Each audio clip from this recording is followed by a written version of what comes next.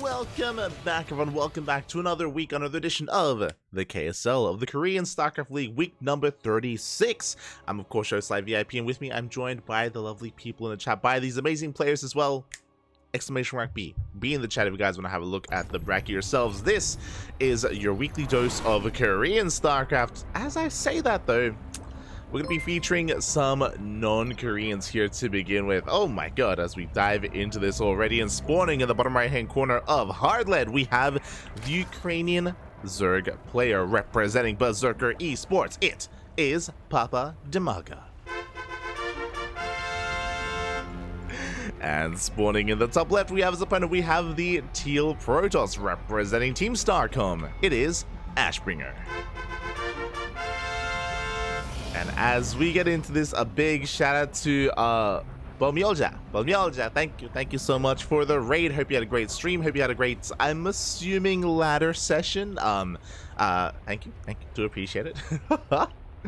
Have a good KSL. Thank you, do appreciate it, yeah, we are just getting into the beginning here of KSL again. Still plenty of players are upon us, plenty of matches are currently ongoing. There are plenty of other English streams ongoing as well. Big shout out to Dave, Testa, and Chicken Man. Without them, this event would not be possible, and of course they are live on their respective channels, casting over in English. I believe Enki is casting in Spanish, and we may have some other language streamers as well. But for now, we have our best of 3. And we are getting on into this again. It's been far too long since I've casted these players. Just because it's been far too long since we've casted an OSC King of the Hill. That's typically where we feature DIMAGA and Ashbringer. Likewise, maybe in Sparkling Tuna Cup as well.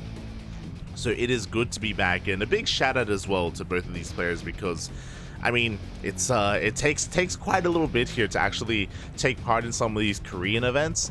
I know that it isn't the best time over in Europe. It's relatively late, I think it's around like midnight, 1 a.m., 2 a.m.-ish, depending on where in Europe you are.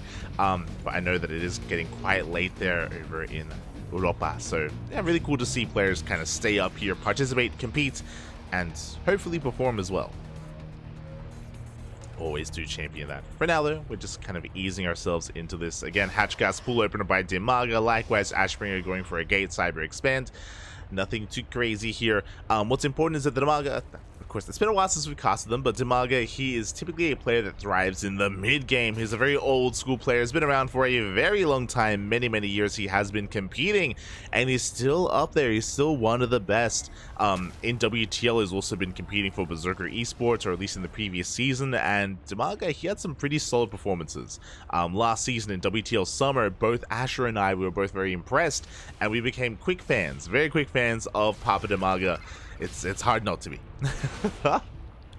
Meanwhile, here we go. Ling's going to be getting across the map. They're looking for some scouting information. 2 Lings go down, but 2 more do make it into the natural and the main base. We're looking for a full scout, trying to get a read on what tech of choice is going to be thrown down. Looks like Ashbringer may be holding off. No, never mind. He throws it down. It's going to be a Twilight Council. Big scout here for DIMAGA, seeing the Twilight Council immediately, so he's fully aware of the aggression coming his way. Back at home, of course, DIMAGA, he's going to be droning for the time being. In a couple of moments, or at around the 4-minute mark, we should be throwing down a Roach Warren to get ready for the eventual either Glaive Adepts or DTs.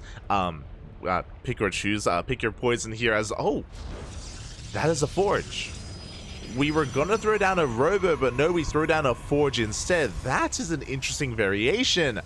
Yeah, as a result, this could be an Immortal Charge all-in. The Forge should be for +1. Yeah, this is gonna be an interesting kind of deviation here from Ashbringer. This is not normal. This is not standard. Back at home, DIMAGA throws down that Roach Warren again around the 3-minute 40-ish mark. So relatively earlier Roach Warren just to be safe. We're going to be cutting workers at 37. We could try droning up a little bit further from here, but again, DIMAGA, he's just being as safe as possible against the aggression that he scouted. Now, there's that +1 that's on the way. We're going for a Gateway Explosion now. This is going to hit a little bit later. It's going to take a while for +1 to really kick in. And we are not upgrading anything from this Twilight Council. This is looking like a Soul Train-esque all-in, where we have vanilla Gateway units and I imagine Immortal production. Oh my god, no, there's a Templar Archives on the way. We're getting into the War Prism, so yeah, it's going to be an Archon base all-in here, again with no charge, but we may not need charge. Hey, It's fine. Slow loss. They can just wreak havoc. Don't worry about it. So yeah, really interesting build here from Ashbringer. Screams 2-base all in. I mean, there's only 4 gateways for the time being, but this is so tech heavy as well. We're still stuck on 2 bases. The Prism's going to be moving out with a handful of Adepts. By the time the Prism moves out, we will be able to warp in High Templar and warp in Archons as well. Now, regardless, DIMAGA, he's getting ready with Ling Roach Queen, so he should have enough to deflect this. There we go, the Archons are on the way. The Lair is a little bit greedy here from DIMAGA, is what I will say. That is going to eat into the overall Roach production. DIMAGA supply blocked here for a moment. 5 Overlords are on the way. Ay. And we'll see if we can keep up. For now, the Adepts, they turn back around. Okay. The Adepts turn back around, so they fake out an Adept push. We're going to be taking the 3rd base, and we're going to be harassing with Archons. Interesting. So this is not going to be a 2-base all-in. We have Charge on the way. +1 is done. +2 should be on the horizon. So this is going to be a +2 timing, I'm assuming here. And DIMAGA is confirming this with the Overseer. Meanwhile, the Archons have arrived. They take down one of the Overlords. The Overseer does confirm the researching. There it is. +2 is on the horizon. So Ashbringer just building himself up for a bit of a later timing instead. Building up that immortal count back at home. I'm curious if he's going to, or how much he's going to be saturating this 3rd base. I'm curious how heavily committed he's going to be here to his 3rd. Meanwhile, DIMAGA, upon seeing all this tech, he also confirmed the 3rd, so that is assigned to drone. Now DIMAGA knows that he can drone, he can saturate his bases. Obviously, he still has to keep up with these Archons, and the Archons, oh, they shaved off a lot of Lings, actually. 16 Lings did go down. So, a big blow here to the army, but we're only losing Lings at least, and DIMAGA is just securing himself. Should be working on a 4th hatchery, and there it is. 4th base is now on the way. Working towards Roach speed. And yeah, DIMAGA, he's in a decent position for the time being. The big sign is whether or not we do move out. +2, halfway done. Gateway explosion behind this as well. That's going to be 8 gates in total. Or even more than that, actually. That's going to be up to, Jesus, 10 gates even. That's a lot of gateways. So again, I was really curious how much we were going to saturate this 3rd. And we do saturate it a little bit, don't get me wrong. We're getting up to 3-base saturation, at least when it comes to minerals. I don't think we need these gases, not when it comes to this +2 push. How much are we going to be moving out with? We have 2 Archons in the Roar Prism. We have 3 Immortals, a lot of Sentries, and pure Zealot. Looks like we're going up to 4 Immortals with this. This is going to hit like a truck. And we will need Lings and Ravagers to defend. Ravagers especially because there are so many Sentries here. We need something to deal with those force fields. Otherwise, Ashbringer is going to have his way with DIMAGA's army. There it is. Ravagers are being morphed in. I'm loving the spotter Lings we have sent out. Changeling going to be waddling in as well. Does get eyes on the army. We are aware.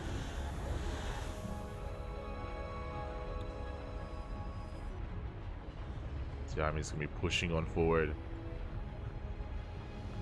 And it looks like we're going to be bypassing the main army, going straight for the natural. Even a couple of roaches do get peeled off. They do head straight into the mineral line. Cybercore is going to be focused down, and we're going to get the hell out of here. The force fields are thrown down, but we have the Ravagers to deal with them. Force fields have been broken. We are going to retreat. We have to respect these Immortals, but at the same time, as all this has been happening, probes have been falling. 6 workers go down. Roaches are going to get surrounded. DIMAGA likewise knocking down these rocks. He's going to be cutting workers here at 3-base saturation. 66 drones, that is all DIMAGA has. That's all he needs. I mentioned before that DIMAGA, he thrives here in the mid-game. 3-base saturation. He shouldn't be droning up any more than this. And DIMAGA, he's just making nothing but Roach Ravager. DIMAGA himself is all in. He's actually hitting before Ashbringer pushes, which is interesting. We have +3 attack on the way. Oh my god, and we're still building up more Immortals. Fully saturated on these 3 bases. Additional Ravagers are on the way, and we're transitioning. DIMAGA taking additional gases, going for a Hydrogen. I love this. We're working towards Lurkers, but it's still a ways away. We are maxed. DIMAGA, he invested so much money or so many resources into this army, it did delay his tech. We're pushing on forward. Big force fields once again. Good kiting against these Zealots, but again, the Immortals, they're just having their way. Oh my god, they just chunking through those roaches. 35 roaches have gone down. And 6 Ravagers.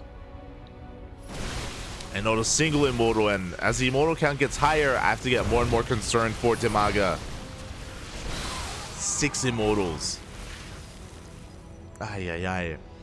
Again, DIMAGA, he's trying to trade as best he can. He's trying to keep the army busy.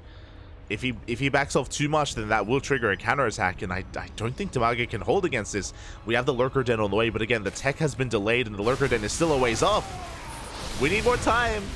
We need more time for the Lunkers, and here we go, Ashbringer. He's collapsing on this army. He does close the distance. Good force fields. Cleans up every single Ravager. And Ashbringer, he's snowballing out of control. This death ball of an army cannot be stopped. Not by Roaches or Ravagers. Yeah, well, the Roaches are going down. Ashbringer continuing to move out. Lurker Den still on the way. And +3 is kicked in. Bear that in mind. These aren't just 6 Immortals. They're 6 Immortals with +3 attack. It's going to be a cancel there on that hatchery. And we can keep on pushing. Now, again, Ashbringer doesn't really have too much more behind this. Like, no Disruptor production, no Sky Toss. But he doesn't need it. He only needs the Immortals. And, of course, something to support, something to buffer. As we break on through, the Roach Warren is exposed. GG gets called, and Ashbringer will take game number 1. Oof. GG. A solid game 1 there. Almost playing anti-DIMAGA. Again, DIMAGA, he is known for his 3-base aggression. He is renowned for droning up to sub-70 workers, cutting workers, and just hammering down that R key, whether it's Ling Roach Ravager or just straight up Roach Ravager. This is what DIMAGA is known for. And this is the downside of having a reputation. The downside of having like a very stylistic play style is that players are aware of it and they can try to hard counter it. And initially, I'm pretty sure Ashbringer wanted to hit a +2 timing, but DIMAGA came to him, and Ashbringer, he was more than happy to just absorb these attacks with this mass Immortal army. Just go blow for blow here for DIMAGA. Snowball out of control. And with that, Ashbringer does take a lead. And as he takes a lead, a big shout to Miguelito. Ah, papi. Gracias, gracias. Hope you had a great stream. Hope you've been having a good time as well. You've been focusing on some IRL commitments as of late. So good to see you, pal. Good to see you. Big shout to Vindicta, of course. Vindicta giving us a big raid. Thank you. Again, hope you had a good time. As we are still in the first round of the beginnings of the KSL. And spawning in the top right-hand corner of Alcyone, we have the Teal Protoss player representing Team Starcom. It is Ashbringer, aka Asherber's cousin. And spawning in the bottom left-hand corner, we have his opponent. We have the Red Zerg representing Berserker Esports. It is DIMAGA. Feels weird casting Ashbringer without Asherber with. Like I feel like they go hand in hand. Regardless, strong start so far here from Ashbringer, and DIMAGA is gonna have to try and take a different approach this time. Again, he's known for just cutting workers early and just massing up an army, a death ball of roaches, if you will. But that's not the only thing he can do. That's what's important. That's not the only thing he can do, and he shouldn't be doing that either on this map. It's honestly really difficult to break a 3-basing, even 4-basing player on Alcyone. In ZvP, we've seen so many Zerg players attempt and fail to go for these 3-base all-ins. And I'm afraid that we're going to see the same if DIMAGA tries that style for a second time. I'm hoping we try something different. I'm hoping. Catching with the chat. Hello, Tato Tutor Slowbro, coming first today. as always. Welcome, Slowbro. Frost, Babyling as well. Rowdy. I don't know this Ashbringer player. Ashbringer's been competing for a couple of years, but that's going to be a kill in the probe. But I guess if you're not really tuning into many online weekly tournaments like OSC King of the Hill, or OSC events in general, Sparkling Tuna Cup, then you may not be familiar with Ashbringer. Again, if you don't watch the online weeklies, pretty sure he's also active in ESL Open Cup EU, as well as WTL, at least in the qualifiers of WTL, representing Starcom, of course. Ashbringer, he's been an up-and-comer for a while, but has yet to really break into the upper echelons of the European scene. He's always kind of been in the middle of the pack. You know, I think of Ashbringer, I think of Exo Striker, for example. I think of Goblin, I think of even Shadown. Maybe Shadown would be slightly above some of these players, but like, you know, there's a lot of European Protoss. There's a lot of European Protoss players out there that are kind of, again, in the middle of the pack, looking to try and break out, looking to try and break into, you know, your top 5s, your top 10s even.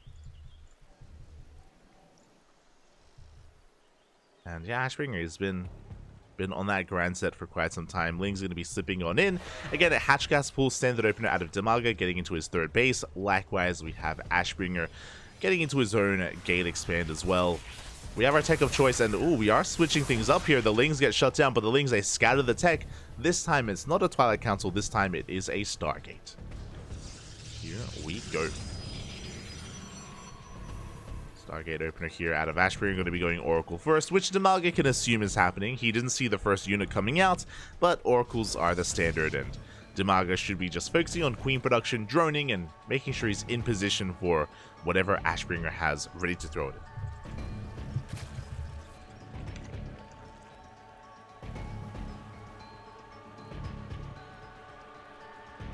10 p.m. Ontario time. Ontario.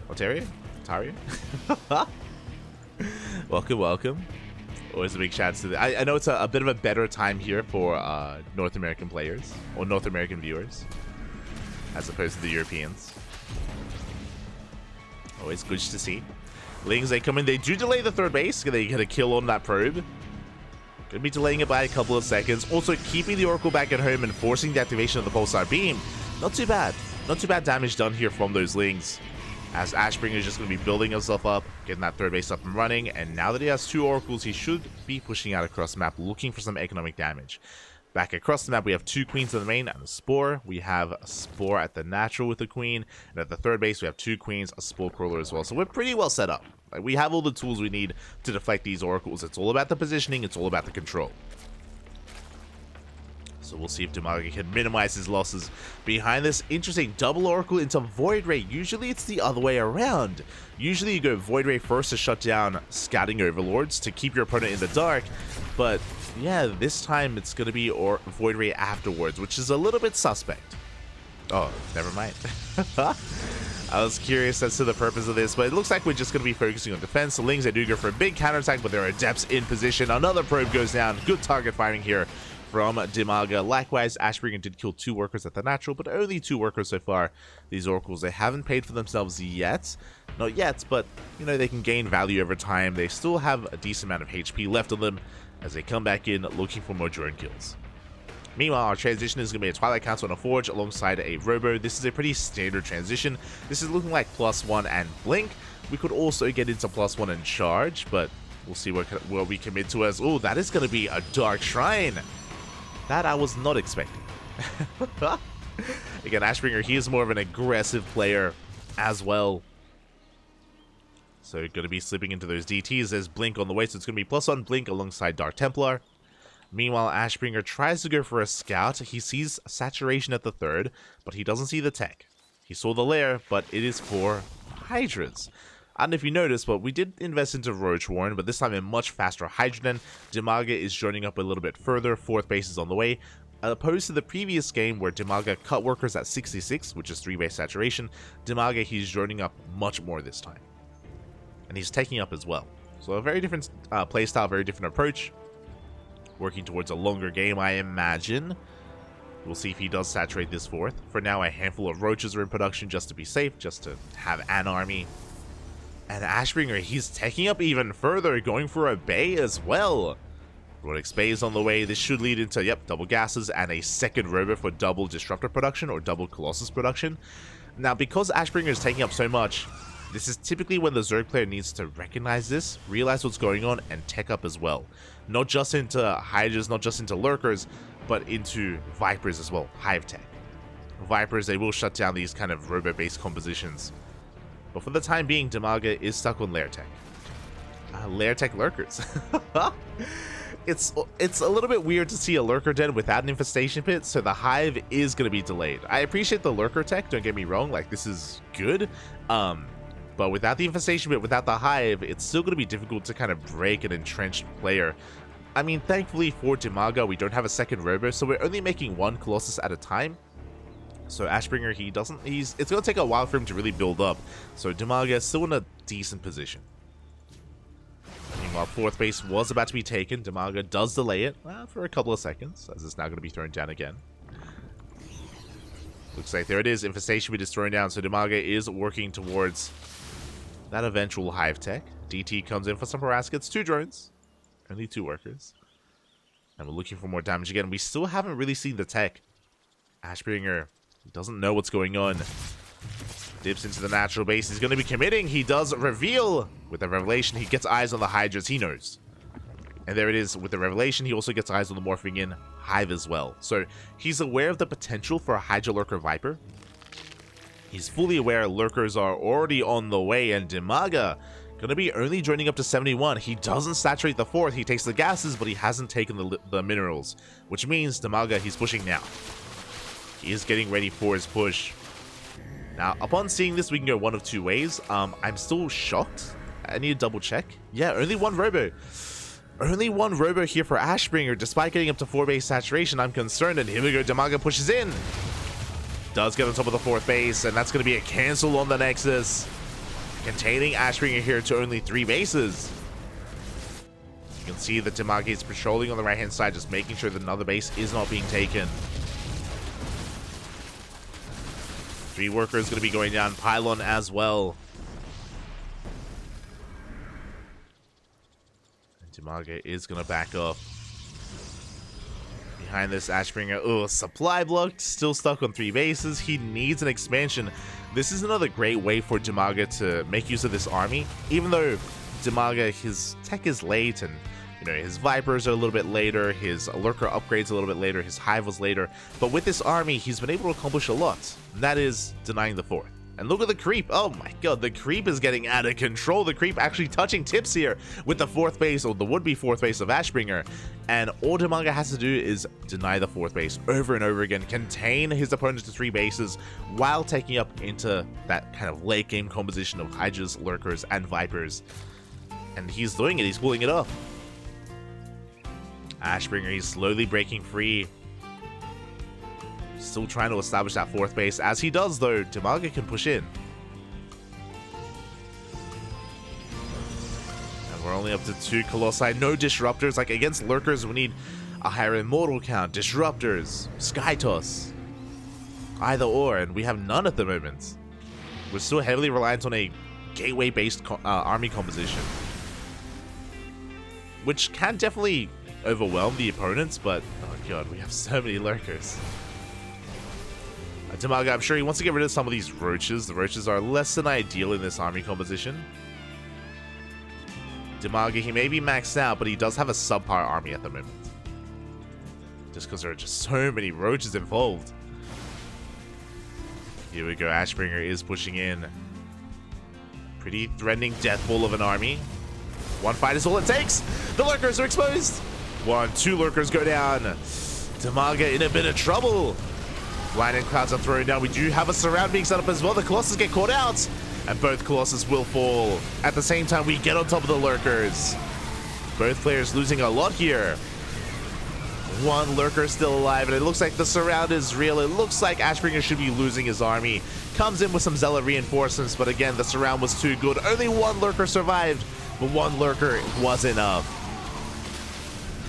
And with that, Ashbringer, he's lost his entire army. He doesn't have saturation at this 4th base. His Immortal count was reset, his Archon count, and his Colossus count as well. And he's only making 1 Colossi at a time. And from here, DIMAGA is counterattacking. This was his moment. This was a scary moment for DIMAGA. This was basically an all-in out of Ashbringer, and he didn't break his opponent. He didn't break the natural. And now DIMAGA is getting out of control. With a mass roach army. We just sniped the Overseer so we can maybe warp in some DTs. Big stasis trap even on some of these roaches. But we're trading well against these Stalkers. Behind this, the Nexus is going to be going down as well. Additional Lurkers are in production. And this is all that DIMAGA has to do, just deny the fourth over and over and over again. And as he does so, he's just building up his lurker count once again. There it is, lurkers are arriving, vipers are topped up. They survived from earlier on, which means we can yoink, we can abduct. And we do get the Colossus. GG gets called, and DIMAGA will tie up the series 1-1. GG. GG, well played. We are going to the ace match. We're going all the way. And again, that's really what I wanted out of all these players. Give us an ace match. Give us a back and forth. Again, here this game, DIMAGA doing a great job at taking a different approach, especially because it is Alcyone. It's more of a macro-oriented map. It makes sense for DIMAGA to join up a little bit further, to tech up, to get into a fourth base. Still very aggressive style out of DIMAGA, as he stayed on a pretty low worker count. Remember, he joined up to around 69, 70-ish. Just prioritizing his gases. And from there, he was able to hit a pretty strong timing there with his lurkers. Likewise, his opponent, I'm not entirely convinced by the army composition that Ashbringer found himself in. He was just supplementing his army with more zealots and gateway units instead of immortals, instead of archons, instead of colossus. His army felt lacking. His army felt a lot lacking, especially compared to what we saw in Game 1. Like, Game 1, Ashbringer was much more in control and much more comfortable. Here in Game 2, it felt, yeah, it did feel a little bit lacking.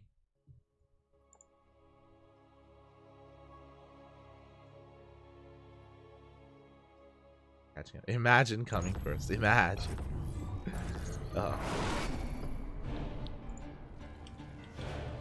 Ratty, what are you talking about? You always want to claim first. Ratty, you may never come first, but you want to. Este Ratty.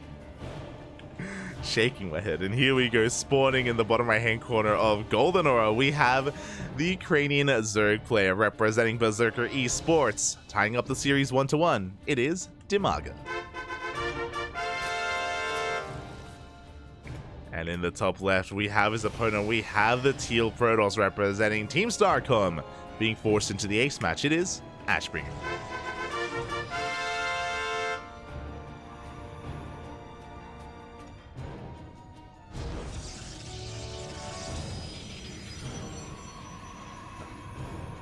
Touch it.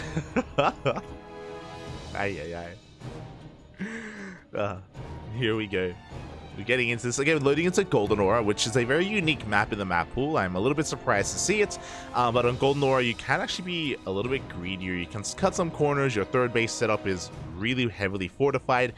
It's interesting. It's in a way a little bit similar to Alcyone, the map that we just saw, where your 3-base setup is, again, very difficult to break. We even saw DIMAGA, he didn't even try to push into the third base of Ashbringer last game.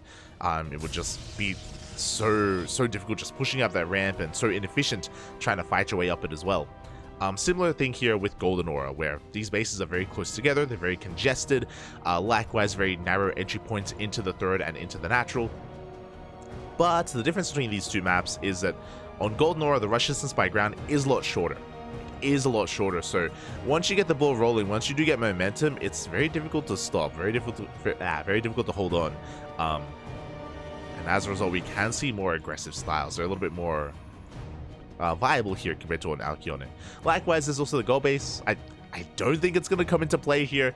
Usually when we get the gold, it's like as a fifth, you know, we expand and take the third, then take the fourth, and then take the fifth base here as a Zerg. It's usually when it's taken. Very rarely do we see players try to rush into this gold just because it's so far away, and also because it's very common, especially in other matchups, to check the Zonaga, because the Zonaga does cover this gold, so it's just so difficult to really get away with. Not impossible, just difficult. As we are settling into our game, once again we have our tech of choice. Ashbringer going for a Stargate opener once again. 2 games in a row. Now with this, we can of course get into oracles like we did previously, or we can get into something very different, like a Void Ray first, into even Sky Toss, or just Void Ray first into some kind of hidden tech as well. We'll see. We'll see what Ashbringer has in store. Ooh, and there it is. Void Ray first out of Ashbringer. You know, I kept talking about it, but I didn't actually think he would. He would. So yeah, interesting. So with this Void Ray, he's going to be hunting down the Overlords. He's going to be hunting down Overlords. That is going to keep whatever he throws down next hidden from DIMAGA. So far this series, DIMAGA has done a great job at going for these Link Scouts and getting a read on what kind of tech opener Ashbringer is going for. But DIMAGA is going to be in the dark. From here, we can just play standard. We can go into an Oracle and a third base and just play it out, or we could go for a much faster Twilight Council. We'd go for something like Glaive at Eps. We could throw down a second Stargate and a Fleet Beacon and go into Sky Toss. There's a lot possible here, thanks to this Void Ray. We'll see what we go for. For now, DIMAGA, he's just hunting, searching for that third base. Ooh, meanwhile, Ashbringer, he throws down a Twilight Council. Oh my god, Double Forge! Double Forge Twilight Council before the third base. No Oracles, by the way, so very interesting. We're going to be hitting a 1-1 timing. I imagine this is going to be Charged Out Archon. Usually that's what this benefits most, but I'm curious. If I mean, we should be taking a third. We should be expanding. Obviously, it's going to be a much later expansion, but it should be on the horizon here. We'll see. Show us what you got. Behind this, DIMAGA, he's just saturating his bases. We do see a safety Roach Warren on the way. It's thrown down at around the 4-minute 30 mark, and oh, it's gonna be DTs! Oh my god. I assumed it would be like Charge and a Templar Archives, but no, we're going into a Dark Shrine instead, into a delayed third. Now, DIMAGA, he's aware. Oh, as the Void Ray shows up, we get a drone. DIMAGA, he's aware that the third base is late.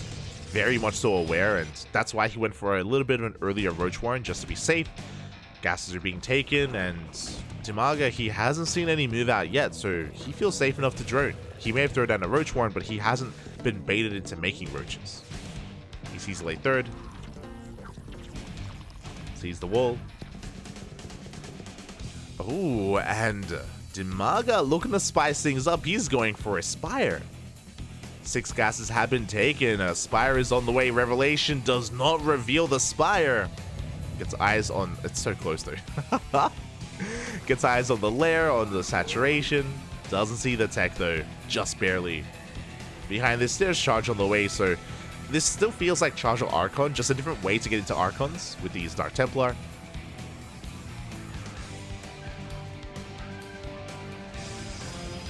We'll see if Ashbringer can get anything done with this. So far, not warping in any DTs. Gets eyes on the 4th. And who do I favor in this situation? I mean, 1-1 is about to finish up, but we don't have a Warp Prism. The Robo's still on the way. Ashbringer, I don't think he's pushing anytime soon. I think he's most likely going to have to wait until he gets out his Warp Prism. DTs are moving out. The mutas are going to hit first, is what I'm saying. The mutas are going to hit first. They're going to hit hard. There's no Blink Stalkers. There's no Phoenixes. There's no anti-air other than potentially Archons. But the Archons are moving out. The DTs are moving out. Oracle still hasn't seen anything. There it is. 11 mutas are in production. DT run by coming forward. We do have Spores in position. Do we have an Overseer? We do not. We have 1 Spore in each base. And the DTs are going straight for the Spore. Oh, they're going to surround. Yeah, Spore is going to go down. Oof. Overseer's on the way. We're going to be swiping away at that hatchery. The hatchery, it's going to fall. There's just so much DPS. It's barely going to go down. Overseer has arrived. And at the same time, here come the mutas. So we didn't really kill too many workers, but we killed the base. The workers, they can be transferred over towards the would-be 4th, though. And here come the mutas. We do get a revelation. Shield batteries on the way. Vanilla stalkers. I mean, I say vanilla. They're 1-1 stalkers.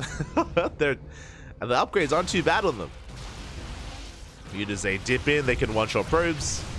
Oh, and they're getting a lot of probes. 6 workers go down. We rotate towards the 3rd base, and even more probes are going to fall as well. Again, we just cannot keep up. Ashbringer, he just doesn't have a maneuverable enough army. No Blink, no Phoenixes, no nothing. With that, DIMAGA does take a massive economic lead. He's amassing a ground army, Lings, Roaches. Hasn't made any more mutas. He has 14 into... Oh, 14. That's a lot of mutas. But pushing up this ramp, again, is ill-advised. We spoke about it earlier, but your 3-base setup here is actually really heavily fortified. You have a ramp, it's very narrow. You have sentries for force fields. So DIMAGA, he's going to be calming down and taking another base. Just like the previous game, it's all about the 4th. Like, once Ashbringer attempts to take a 4th base, that's when DIMAGA can strike.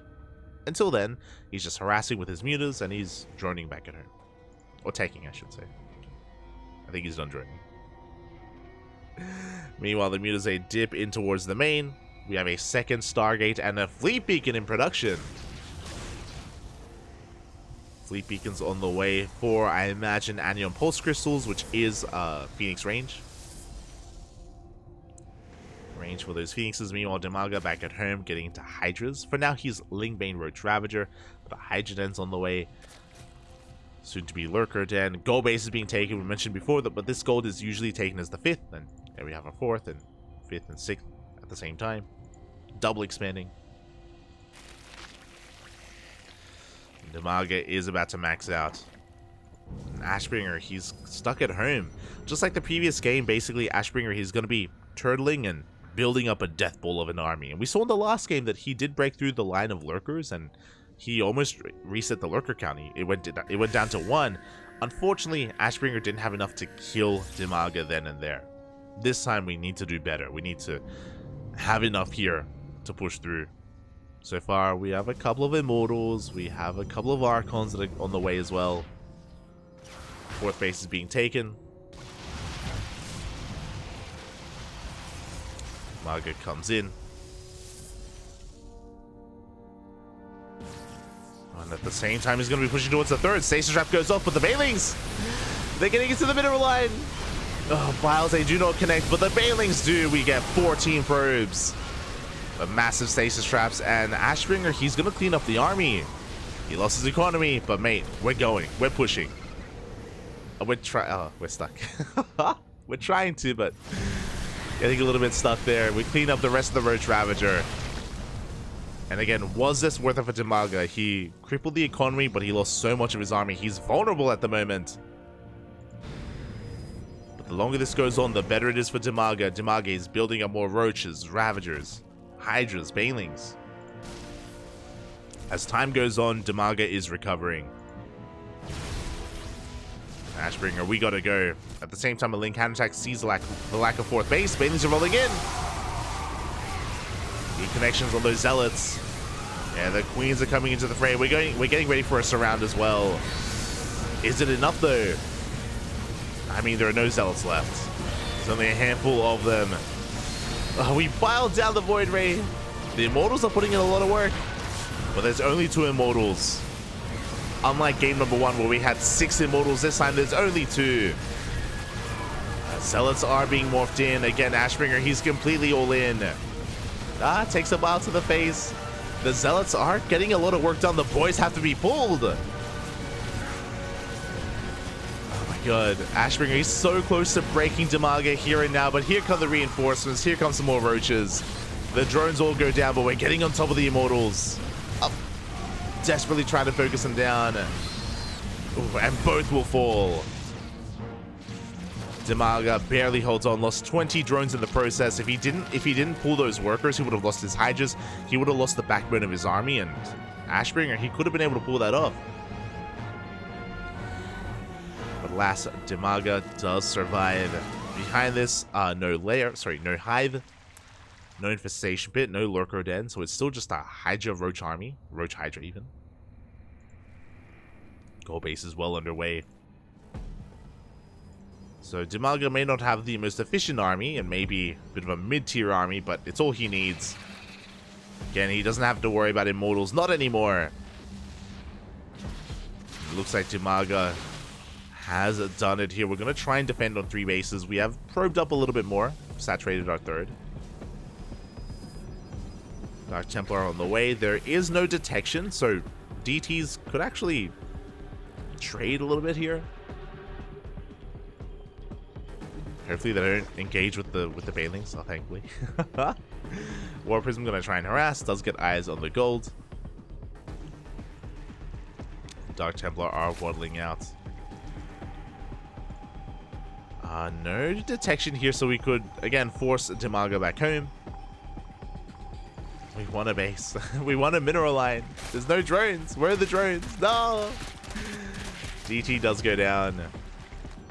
And again, it's an uphill battle here for Ashbringer. Meanwhile, DIMAGA is remaxing. Still no Hive Tech. So still no 3-3 or Adrenal or Vipers, but, I mean, again, it doesn't really need it. So we're at least getting some drones here towards the bottom left. Force back the army. But here we go. DIMAGA about to... These DTs are so annoying! Forcing Novus here to respond. But here we go, DIMAGA. He can focus on his push. That's a lot of sentries. And a lot of force fields. We're going to try and cut up the army, but we have plenty of Ravagers to deal with these force fields as well. The Baileys, they roll in! They roll in, they crash into the Zealots. A lot of Zealots stuck here on the left-hand side as well. Oof. Again, it's brutal trying to push up this ramp, but once again, we get into the mineral line. Oh, we're getting there. 7 workers fall. And Ashbringer, he is going to force us back. Good force fields. Oh my god. Trapping the army, catches a lot of Ravagers, and Ashbringer cleans this up. Oh, not without losing the base though. And again, as we've seen twice now, like DIMAGA, whenever he tries to push up this ramp, like into this third, it's always a brutal trade for him. Like he always trades inefficiently, but he kills the third. And DIMAGA still maintains an economic lead, and he doesn't trigger a counterattack. Like we gotta go. Like we gotta push. As time goes on, DIMAGA is remaxing. More roaches, more Bailings on the way. He's rebuilding. Ashbringer, he's on a timer. We gotta make this work now. As he's essentially on a 2-base economy. Long distance mining from his third. He is all in once again. Or he's been all in for quite some time. But there's just too much Zerg, and Ashbringer is getting swallowed up. The Ling Bane surrounds everything. The roaches come into support, and we don't even waste the Bailings here on the Immortals. And with that, GG, well played. DIMAGA will take the series at 2-1, eliminating Ashbringer. GG. Ashbringer may bow out, but wasn't a bad series. Wasn't a bad series whatsoever. Oh, just here on Golden Aura, the Mutas did a lot for themselves. They were able to wreak havoc, contain his opponent, get economic damage done, and give DIMAGA the breathing room he needed to build himself up, get the gold base, and get away with quite a lot, actually. Oh, GG. GG, well played. And with that, we are going to be looking for some... We're going to be trying to catch up here with the rest of the bracket because there have been a lot of updates. Here we go. Exclamation mark B. B in the chat to have a look at the bracket yourselves, because we are going to be following DIMAGA into his next series, into the quarterfinals.